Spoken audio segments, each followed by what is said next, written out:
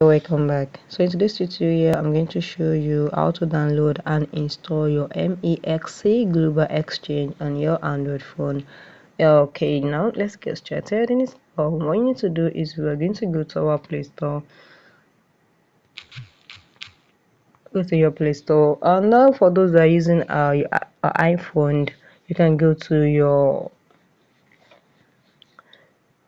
app store to get it. Right, it is already there. So I'm going to search for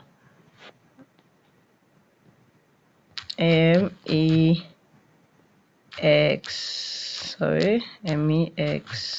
Global Exchange app. Click on it. Once you click on it, you can see it is already installed on my phone. So for those of you that you haven't installed it, just click on install here and you're going to automatically install. So I'm going to open it for you to see how the interface look like now. So once I've installed it finished, just click on open and you're going to see how the exchange apps look like. So let's wait for it to load, and this is it. So if you haven't signed up, you can click on sign up, and you have signed up already, just leave it. So this is how the interface is going to look like. You can see, guys.